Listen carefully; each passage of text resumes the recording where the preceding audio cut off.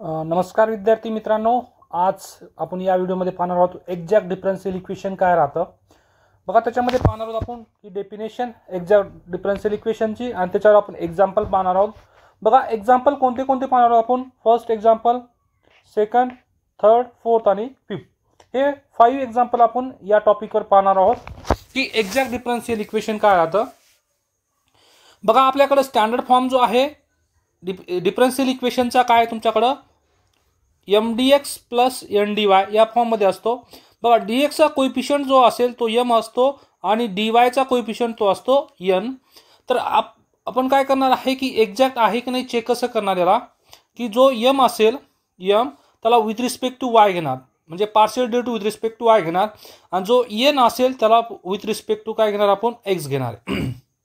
ठीक आहे, हे दोन्ही पण काय आहे तुमच्याकडं पार्शियल डेरिव्हेटिव्ह आहेत आणि आपण मागे 2 लेक्चर घेतलेले आहेत पार्शियल डेरिव्हेटिव्ह काय आहे तिथून तुम्ही बघू शकता. बघा, नॉट एक्झॅक्ट म्हणजेच काय की हे दोन इक्वल नाहीये, डॅबा m अपॉन डॅबा y अँड डॅबा n अपॉन डॅबा x. हे जर दोन इक्वल नसेल तर आपण म्हणतो नॉट एक्झॅक्ट. बघा, एक्झॅक्ट असेल तर तुमच्याकडे जनरल सोल्युशन काय राहतं. बघा, integration of mdx plus terms in n not containing x, म्हणजे n मध्ये असे टर्म्स घ्यायच्या ज्याच्यामध्ये x नाही आहे, म्हणजे सेपरेटली y. इथं काय सेपरेट y ची टर्म घ्यायची आपल्याला. ठीक आहे, तर जर नॉट एक्झॅक्ट असेल तर त्यासाठी आपल्याला काय एक्झॅक्ट बनवायचं आहे ते नेक्स्ट व्हिडिओमध्ये पाहूया आपण. की बघा, इथं तुमच्याकडे काय आहे नॉट एक्झॅक्ट आहे. नॉट एक्झॅक्ट असेल तर आपण इंटिग्रेटिंग फॅक्टर्स काढतो आणि इंटिग्रेटिंग फॅक्टर्स काढून त्याला एक्झॅक्ट बनवतो आणि एक्झॅक्ट बनल्यानंतर आपण काय करतो याला सेम असं जनरल सोल्युशन काढतो. आपण ते पुढच्या लेक्चरमध्ये पाहूया. सध्या पाहूया की एक्झॅक्ट असेल तर आपण जनरल सोल्युशन कसं काढतो. बघा, याच्यामध्ये काय तुम्हाला फर्स्ट एक्झाम्पल बघा. बघा, याची प्रोसेस काय फर्स्ट मी सांगून देतो की पहिलं काय करणार तुम्ही कम्पेअर सगळ्या क्वेश्चनमध्ये mdx प्लस ndy. तुम्ही इथून काय करणार आहे dx चा कोइफिशियंट तो असतो m आणि dy चा कोइफिशियंट कोण असतो n, म्हणजे तुम्ही इथून m ची व्हॅल्यू काढून घेणार अँड n ची व्हॅल्यू काढून घेणार. ठीक आहे, m आणि n ची व्हॅल्यू काढल्यानंतर काय करायचं आपल्याला की partial derivative m with respect to y घ्यायचा आहे आणि हा n जो असेल याला partial derivative with respect to काय घ्यायचा x. जर हे दोन्ही इक्वल आलं तर आपण म्हणतो एक्झॅक्ट आहे, आणि एक्झॅक्ट असेल तर आपल्याचं जनरल सोल्युशन काय राहतं. बघा, GS म्हणजे जनरल सोल्युशन काय तुमच्याकडं सेम m dx. आता इथं काय असेल तुमच्याकडे y कॉन्स्टंटचं काम करतो आणि plus same integration of terms in n not containing x.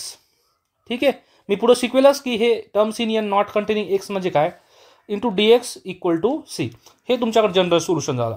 आता बघा, इथं तुम्हाला काय करायचं आहे की terms in not containing x म्हणजे काय, हा तुमच्याकडे n आहे. काय आहे n. आता या n मध्ये बघायचं आपल्याला की terms in n not containing x म्हणजे काय.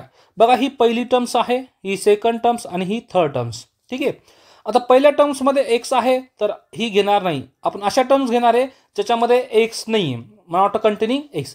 दुसऱ्या टर्म मध्ये x आहे का, यस, सॉरी, दुसऱ्या टर्म मध्ये x आहे का, नाही, मग ही टर्म्स घेणार. बघा, terms in not containing x मध्ये कोणत्या टर्म्स येणार, एक y येणार. आता इथं तिसरी टर्म आहे -1, याच्यामध्ये x आहे का, नाही, ही पण टर्म्स येणार. म्हणजे ज्या टर्म्समध्ये तुम्हाला x दिसेल ती टर्म्स घ्यायची नाही, विदाऊट x ज्या टर्म्समध्ये असेल त्या टर्म्स घ्यायच्या. ठीक आहे, आपण या प्रोसेसने आपण एक्झाम्पल सॉल्व्ह करणार आहे. चला तर पहिला एक्झाम्पल सॉल्व्ह करूया आता आपण. चला, पहिल्या एक्झाम्पल मध्ये काय दिसतं तुम्हाला.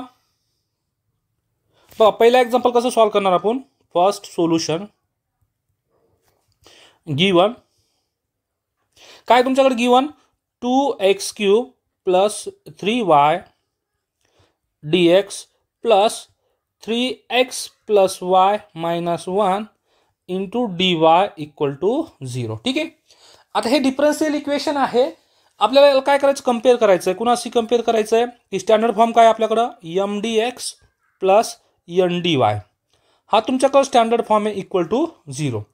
बघा, इथं तुमच्याकडे dx चा कोइफिशियंट जो असेल तो असतो m, काय असतो m, आणि जो dy चा कोइफिशियंट असेल तो असतो n. मग बघा, इथं आपल्याला m आणि n ची व्हॅल्यू काढायची. पहिलं m इक्वल टू, बघा, dx चा कोइफिशियंट कोण आहे 2x³ प्लस 3y. ओके, आणि त्याच्यानंतर n. आता n बघा, dy चा जो कोएफिशियंट असेल तो असतो आपल्याकडे n. तर काय तुमच्याकडे 3x + y - 1. तर आता हे इक्वेशन एक्झॅक्ट आहे की नाही चेक करणार आहे आपण. तर पहिलं काय करणार की जो m असेल त्याला partial derivative with respect to काय घेणार y. ठीक आहे. आता partial derivative with respect to y घेऊया.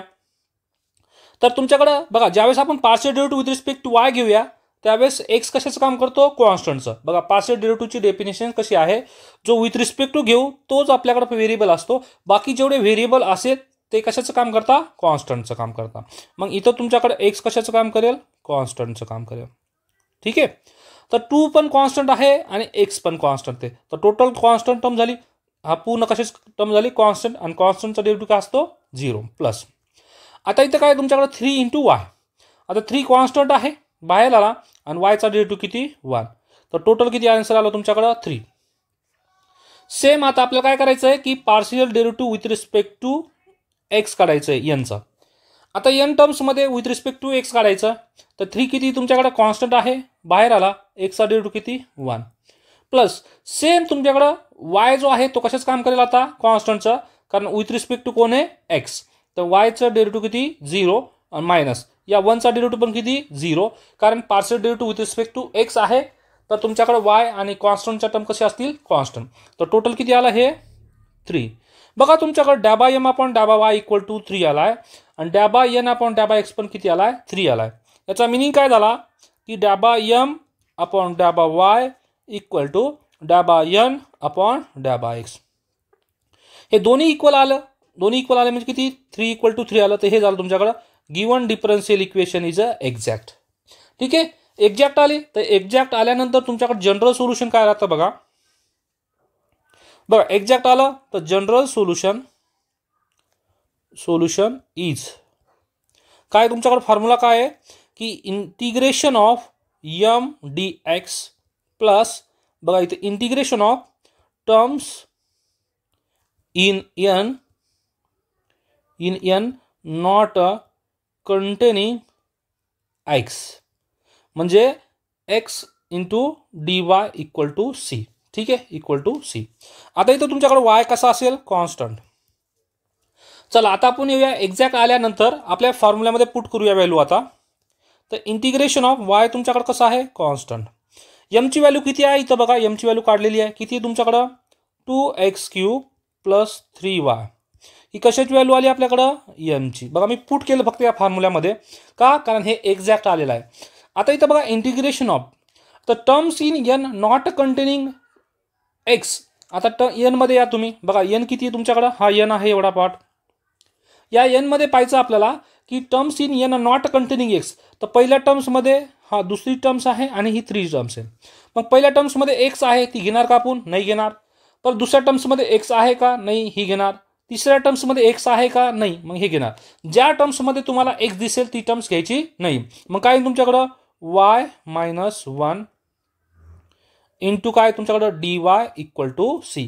आता फक्त आपण इंटिग्रेशन घेऊया. ठीक आहे. आता बघा इंटिग्रेशन कसं येईल तुमच्याकडं तर 2x³ आहे. ठीक आहे. आता या 2x³ इंटिग्रेशन किती येईल या पहिल्या टर्मचं तर किती एकदम तुमच्याकडे 2 कॉन्स्टंट आहे बाहेर आला. आता y तर कॉन्स्टंट आहे.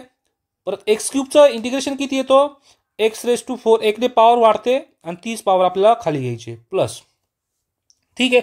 परत 3y बघा 3 पण कॉन्स्टंट आहे आणि y पण कॉन्स्टंट आहे. इथं y कशाचं काम करतो कॉन्स्टंट. आता इथं राहिलं काय फक्त 1 आणि 1चं इंटिग्रेशन काय राहतं विथ रिस्पेक्ट टू x तर x राहतं. ठीक आहे. आता 3 कॉन्स्टंट होता y कॉन्स्टंट होता, दोन्ही कॉन्स्टंट बाहेर आला आणि राहिलं कोण फक्त 1 आणि 1चं इंटिग्रेशन किती राहतो x. संपल्याचं काम प्लस. आता सिमिलरली या टर्मचं इंटिग्रेशन घ्यायचं आहे बघा. yचं इंटिग्रेशन किती आहे विथ रिस्पेक्ट टू y. आता इथं y कॉन्स्टंट आहे का नाही, फक्त पहिल्या टर्म्समध्ये y कॉन्स्टंट होता. आता इथं काय तुमच्याकडं yचं इंटिग्रेशन किती येईल y² 1 ने पॉवर वाढते आणि 30 पॉवर खाली घ्यायची मायनस. आता 1चं इंटिग्रेशन किती येईल तुमच्याकडं with respect to y = c. हे झालं तुमच्याकडं जनरल सोल्युशन.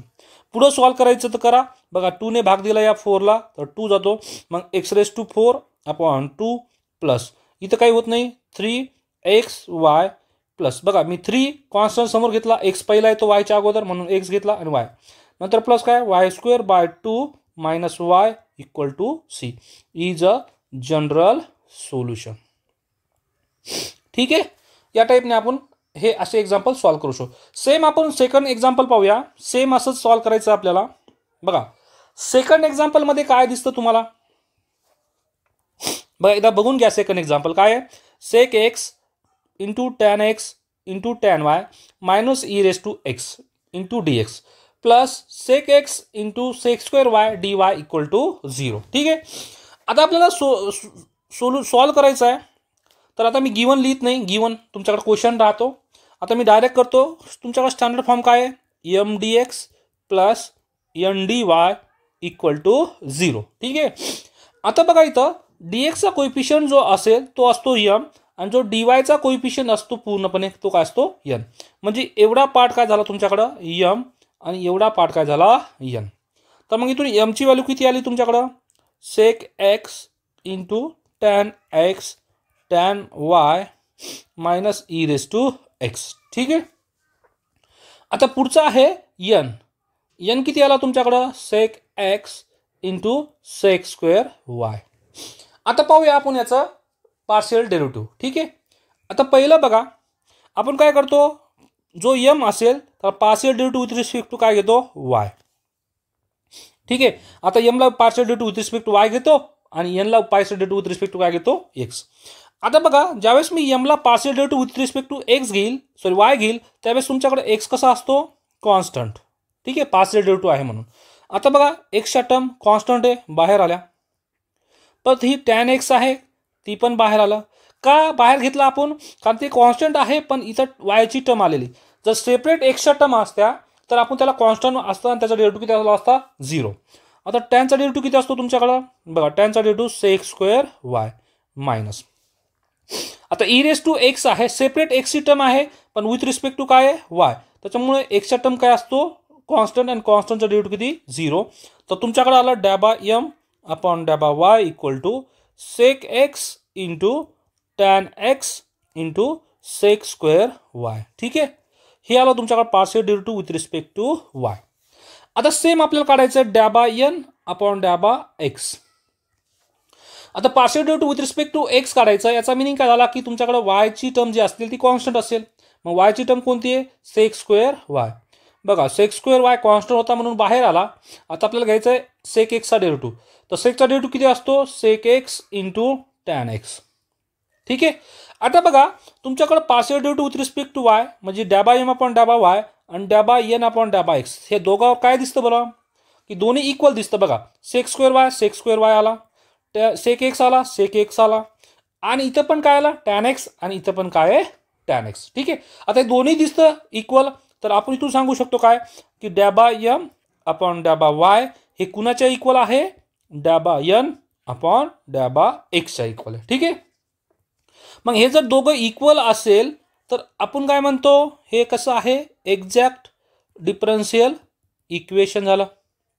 आणि एक्झॅक्ट डिफरन्शियल इक्वेशन झालं तर आपण जनरल सोल्युशन कसं काढतो, बघा जनरल सोल्युशन. ठीक आहे, आता आपला तो फॉर्म्युला पुट करायचा आपल्याला. काय तो formula, integration M D X. ठीक आहे, इथं तुमच्याकडे वाय कसा असेल, कॉन्स्टंट प्लस इंटिग्रेशन ऑफ, याच्यामध्ये काय ना terms in N not containing X. हा फॉर्म्युला आहे आपल्याकडं, containing X into D Y equal to C. चला आपण फॉर्म्युल्यात पुट करूया आता व्हॅल्यू. बघा इथं इंटिग्रेशन ऑफ, आता एक्झॅक्ट आल्यामुळे तुमच्याकडे इंटिग्रेशन एमची व्हॅल्यू किती आहे, बघा इथं एमची व्हॅल्यू किती आहे, एमची व्हॅल्यू आहे ही दिस. तर पुट करा एमची व्हॅल्यू किती तुमच्याकडं, सेक एक्स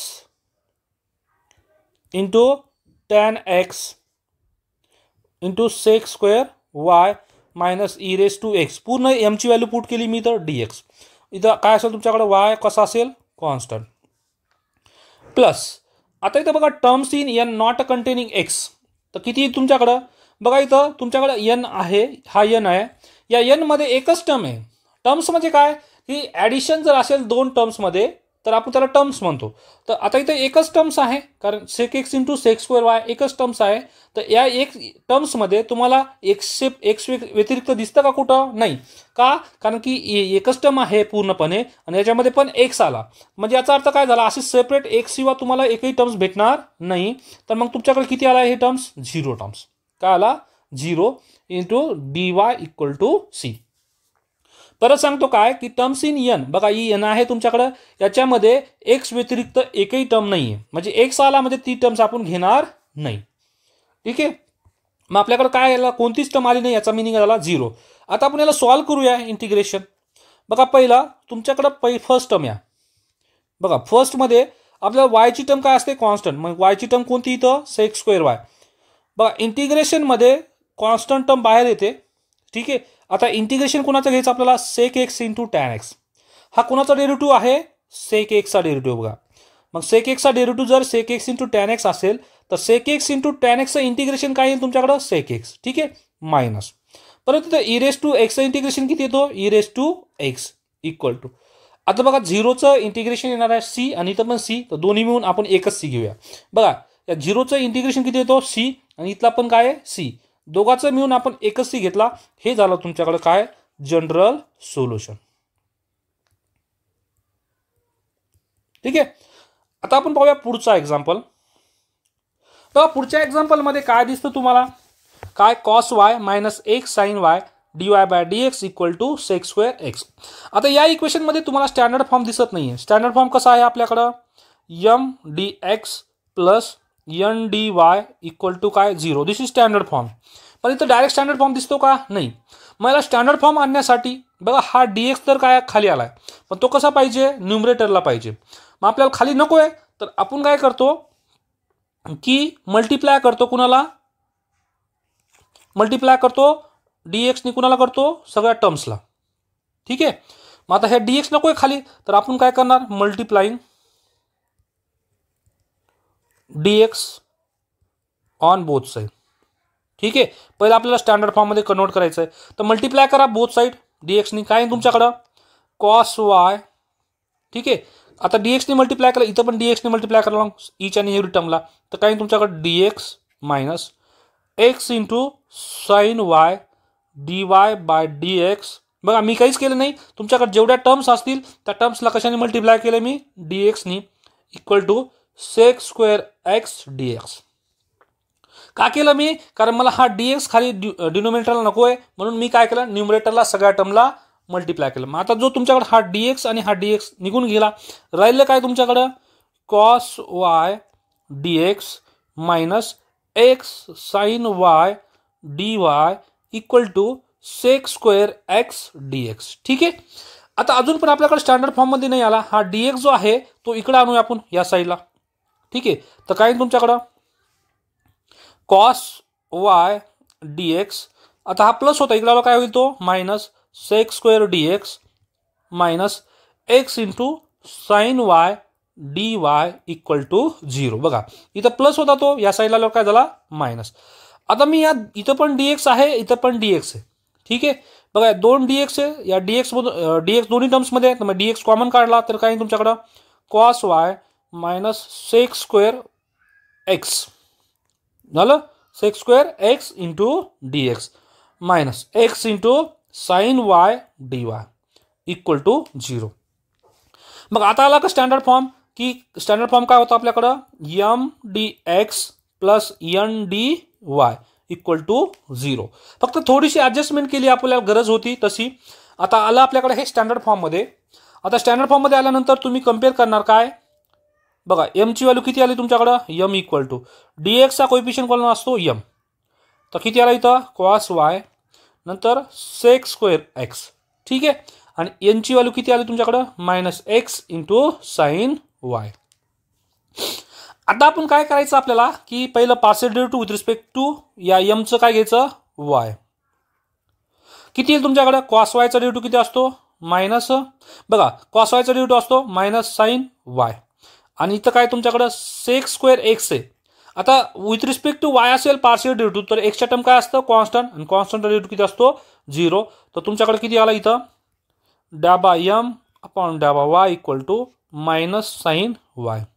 ठीक आहे का, कारण एक्सचा टर्म तुमच्याकडे कॉन्स्टंट राहणार आहे. आता दुसरं बघा, partial derivative of N with respect to X घेऊया.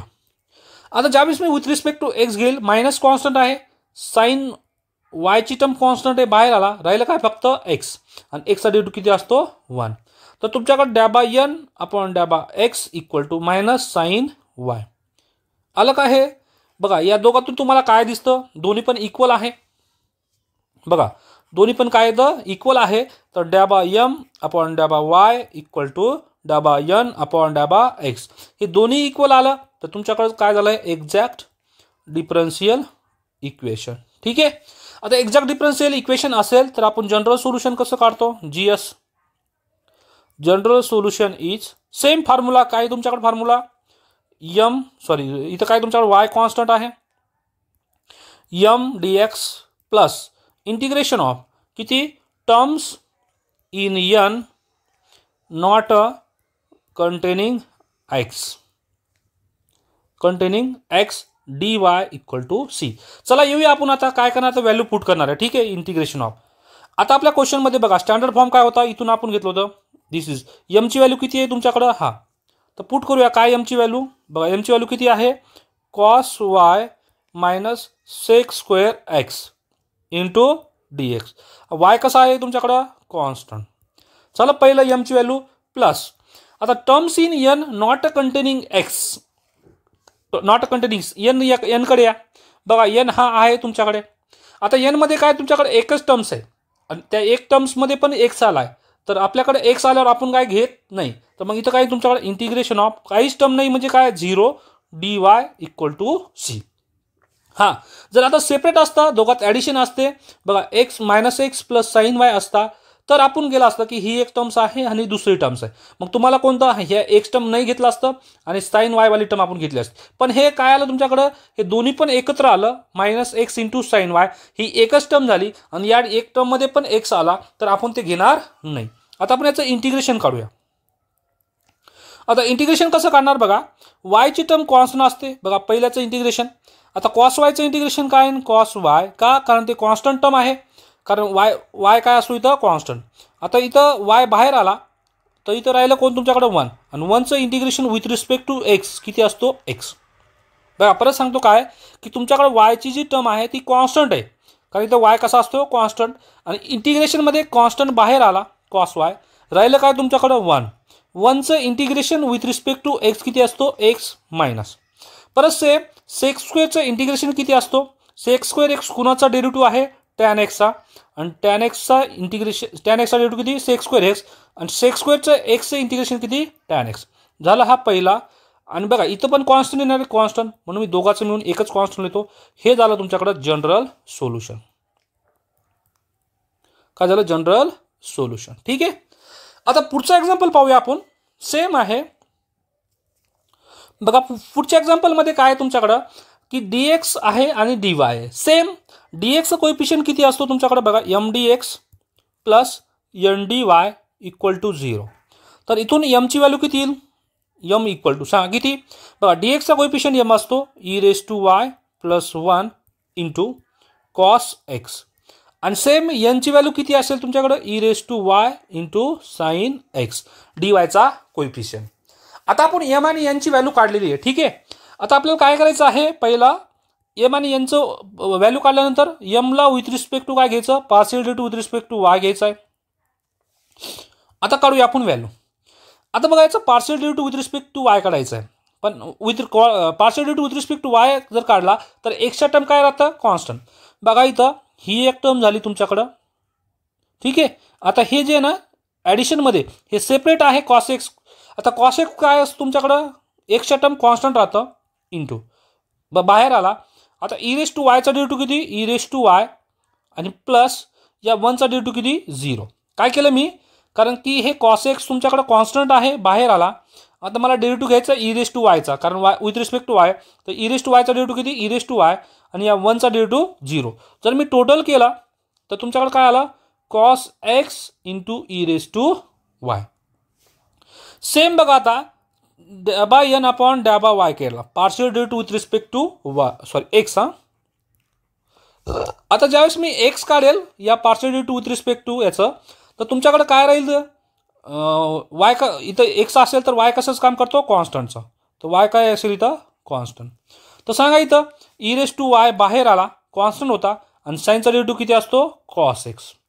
बघा इथं डॅबा एम अपॉन डॅबा वाय हे आणि हे डॅबा एन अपॉन डॅबा एक्स दोन्ही इक्वल आहे.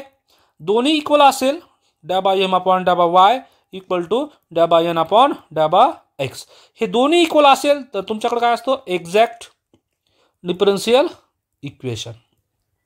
मग एक्झॅक्ट डिफरन्शियल इक्वेशन असेल तर जनरल सोल्युशन काय राहतं, जनरल सोल्युशन इज किती, बघा इथं integration M D x plus integration of terms in N not containing x, ठीक आहे, into D Y equal to C.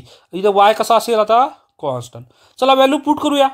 Integration of y तुमच्याकडे कसं असेल कॉन्स्टंट. आता एमची व्हॅल्यू किती आहे इथं, एमची व्हॅल्यू किती आहे e raise to y plus 1 into cos x, ठीक आहे. त्याच्यानंतर बघा इंटू डी एक्स, हा एमची व्हॅल्यू आहे. आता बघा एन, एन मध्ये काय तुमच्याकडे बघा हा एन दिसतो, terms in N containing not a containing x. बघा एकच टर्म आहे तुमच्याकडं, त्याच्यामध्ये पण काय आलं तुमच्याकडं एक्स आला, तर एक्स आल्यावर ती टर्म्स आपण घेतो का नाही. सपोज असं आलं असता e raise to y plus cos x, तर मग बघा सॉरी साइन एक्स, तर या टर्म्समध्ये तुम्हाला एक्स दिसतो का नाही, मग ही टर्म्स आपण घेतली असती. आणि कॉस एक्स आहे ही टर्म्समध्ये एक्स आला तर आपण ही टर्म्स घेणार का नाही. मग जर पण हे दोन्ही एकत्र आलेला e raise to y into sine x, म्हणून आपल्याला ही एकच टर्म झाली आणि या टर्म्समध्ये पण एक्सची टर्म्स आलेली आहे साइन एक्स, म्हणून आपण काहीच घेणार नाही. मग इथं काही तुमच्याकडं totally integration 0 into D Y equal to c. आता आपण याचं इंटिग्रेशन करूया. बघा इथं वाय कॉन्स्टंट म्हणजे ई रेस टू वाय पण कॉन्स्टंट आहे 1 पण कॉन्स्टंट आहे आणि दोघं मिळून तुमच्याकडे काय झालं कॉन्स्टंट. आता इंटिग्रेशनमध्ये जर तुमच्याकडे कॉन्स्टंट टर्म असेल तर ती बाहेर येते, e raise to y plus 1 constant आहे टोटल टर्म बाहेर आलं. आता इंटिग्रेशन ऑफ कोण राहिलं मध्ये कॉस एक्स डी एक्स. आता इथून पण इंटिग्रेशन सी येणार आहे, सी मी एकच सी घेतो. आता फायनल आन्सर काय तुमच्याकडे बघा e raise to y plus 1 cos एक्सचं इंटिग्रेशन किती असतो sine x equal to c. हे झालं तुमच्याकडे जनरल सोल्युशन, ठीक आहे. आता आपण एक लास्ट एक्झाम्पल पाहूया याचा. बघा लास्ट एक्झाम्पल मध्ये काय तुमच्याकडं हे ई कशाची व्हॅल्यू आहे बघा, डी एक्सचा कोएफिशियंट असतो एम आणि डी वायचा कोएफिशियंट असतो एन. मग आता तुमच्याकडे स्टँडर्ड फॉर्म काय आहे M D x plus N D Y equal to 0. तर कम्पेअर करा डी एक्सचा कोएफिशियंट एम, एमची व्हॅल्यू किती आहे x square minus 4xy minus 2y² आणि एनची व्हॅल्यू किती आहे बघा Y square minus 4xy minus 2x². आलं का. बघा हा डी वायचा कोएफिशियंट एन आणि डी एक्सचा कोएफिशियंट वाय. आता बघा याला काय करायचं आपल्याला डॅबा एम अपॉन डॅबा वाय. पहिला एमला विथ रिस्पेक्ट टू वाय घ्यायचं आहे पार्शियल डेरिव्हेटिव्ह. तर काय येईल तुमच्याकडे बघा ही टर्म जी आहे तुमच्याकडे एक्स आहे, तर partial derivative with respect to y असताना एक्सचा टर्म काय करतं कॉन्स्टंट. मग एक्स स्क्वेअरचा डेरिव्हेटिव्ह किती 0 कारण कॉन्स्टंट आहे मायनस. आता इथं बघा विथ रिस्पेक्ट टू वाय असल्यामुळे एक्सचा टर्म कॉन्स्टंट आहे बाहेर आला. बघा 4 कॉन्स्टंट आहे बाहेर आला, एक्स बाहेर आला कारण कॉन्स्टंट होतं, कारण सेपरेट नव्हतं ते. बघा इथे एक्स सेपरेट होता म्हणून डेरिव्हेटिव्ह 0. आता इथं मल्टिप्लिकेशन आहे म्हणून बाहेर निघाला. आता राहिलं कोण फक्त वाय आणि वायचा डेरिव्हेटिव्ह किती 1 मायनस. सिमिलरली बघा 2 कॉन्स्टंट आहे, वाय स्क्वेअरचा डेरिव्हेटिव्ह किती तुमच्याकडं वाय स्क्वेअरचा डेरिव्हेटिव्ह 2y असतो. जर याला मी हे केलं डॅबा एम अपॉन डॅबा वाय इक्वल टू किती तुमच्याकडं 0 minus 4x minus 4x minus 2 into 2 4y. हे काय आलं तुमच्याकडं डॅबा एम अपॉन डॅबा वाय. आता सेम काढूया आपण डॅबा एन अपॉन डॅबा एक्स. आता यामध्ये बघा partial derivative with respect to x असेल तर वायची टर्म कशाची काम करते कॉन्स्टंटचं. बघा वाय स्क्वेअर कॉन्स्टंट सेपरेट आहे तर डेरिव्हेटिव्ह किती येईल 0 मायनस. आता partial derivative with respect to x आहे तर तुमच्याकडे वायचा टर्म कशाच काम करेल कॉन्स्टंटचा. बघा 4 कॉन्स्टंट आहे बाहेर आला, इथं वाय कॉन्स्टंट आहे बाहेर आला आणि एक्सचा डेरिव्हेटिव्ह किती 1. बघा हा एक्सचा डेरिव्हेटिव्ह किती 1 मायनस. परत 2 कॉन्स्टंट आहे बाहेर आला, एक्स स्क्वेअरचा डेरिव्हेटिव्ह किती 2x. आता जर मी याला हे केलं डॅबा एन अपॉन डॅबा एक्स इक्वल टू हे काय झालं मायनस 4y मायनस 2 × 2 4x. काय दिसतं बरं या दोन इक्वलमधून? डॅबा एम अपॉन डॅबा y minus 4x minus 4y, डॅबा एन अपॉन डॅबा एक्स मायनस 4y मायनस, दोन्ही इक्वल आहे का बघा, minus 4x minus 4x minus 4y minus 4y. तर इथून तुम्हाला काय दिसलं की डॅबा एम अपॉन डॅबा वाय इक्वल टू डॅबा एन अपॉन डॅबा एक्स इक्वल दिसलं तुम्हाला. तर हे काय झालं तुमच्याकडे एक्झॅक्ट डिफरन्शियल इक्वेशन आलं. आणि एक्झॅक्ट डिफरन्शियल इक्वेशन आलं तर जनरल सोल्युशन कसं काढतो आपण बघा, जनरल सोल्युशन. ठीक आहे, काय तुमच्याकडे integration of mdx plus integration terms in n not containing x into dy equal to c. चला येऊया आपण इंटिग्रेशनमध्ये. इथं y कसा असेल तुमच्याकडे कॉन्स्टंट, या y कॉन्स्टंट. आता m ची व्हॅल्यू किती आहे बघा, इथं m ची व्हॅल्यू किती आहे, दिस इज m ची व्हॅल्यू आहे आपल्याकडं, आणि ही काय तुमच्याकडं n ची व्हॅल्यू आहे. ठीक आहे, आता आपण फॉर्म्युल्यात पुट करूया. m ची व्हॅल्यू किती आहे, x² minus 4xy minus 2y² into dx plus integration of. आता terms in n not containing x मध्ये बघा, आता हा n आहे तुमच्याकडे. या पहिल्या टर्म्समध्ये बघा, टर्म्स किती, ही पहिली टर्म्स आहे, दुसरी टर्म आणि तिसरी टर्म्स. बघा पहिल्या टर्म्समध्ये x दिसतो का कुठं, नाही, मग ती टर्म्स घ्यायची आपल्याला, काय तुमच्याकडे y². पण दुसऱ्या टर्म्समध्ये इथं या, दुसऱ्या टर्म्समध्ये तुम्हाला x दिसतो, ती घेणार नाही आपण. आणि तिसऱ्या टर्ममध्ये पण x आहे, x असेल तर आपण ती टर्म्स घेत नाही. ज्या टर्म्समध्ये तुम्हाला x नाही आहे ती टर्म्स घ्यायची. फक्त तुमच्याकडे काय y² ही एकच टर्म्स अशी आहे ज्याच्यामध्ये तुम्हाला x नाही, into dy equal to c. आता फक्त आपण याचं इंटिग्रेशन काढूया. आता इंटिग्रेशन कसं काढणार बघा, पहिला x² इंटिग्रेशन किती आहे तुमच्याकडं, x³ 1 ने पॉवर वाढते आणि 30 पॉवर खाली मायनस. आता y कॉन्स्टंट आहे म्हणजेच काय बघा, इथं मायनस 4 कॉन्स्टंट आहे, y कॉन्स्टंट आहे, बरोबर आहे. राहिलं कोण तुमच्याकडे फक्त x, आणि xचा डेरिव्हेटिव्ह किती असतो, पॉवर 1 आहे. मग 1 ने पॉवर वाढते, 1 पॉवर होते, 1 ने वाढली 2 झाली, आणि खाली 2. ठीक आहे, प्लस मायनस. परत सेम इथं काय तुमच्याकडं 2 कॉन्स्टंट आहे, y² कॉन्स्टंट आहे, म्हणजे सगळंच कॉन्स्टंट बाहेर आलं तर राहतं कोण, फक्त 1. आणि 1चं integration with respect to x काय राहतो, x प्लस. तर y² इंटिग्रेशन काय, y ची पॉवर किती आहे 2, 1 ने पॉवर वाढली 3, आणि 30 पॉवर आपण खाली घेतो 3 इक्वल टू c. मग हे झालं तुमच्याकडे काय, जनरल सोल्युशन. ठीक आहे, पुढे सॉल्व करायचं असेल तर करू शकता काय की या 2 ने या 4 ला भाग द्या, किती राजा 2, म्हणजे काय तुमच्याकडे x³ अपॉन 3 मायनस भाग दिला तर किती राहिला 2, तर 2x² पहिला येतो, y मायनस 2 इथं बघा y² x आहे ना, तर x पहिला येतो, y² plus y³ upon 3 equal to c. हा झाला तुमच्याकडं इज अ जनरल सोल्युशन. ठीक आहे, थँक्यू. तुम्हाला हा व्हिडिओ आवडला असेल तर लाईक, शेअर आणि सबस्क्राईब करायला विसरू नका. थँक्यू.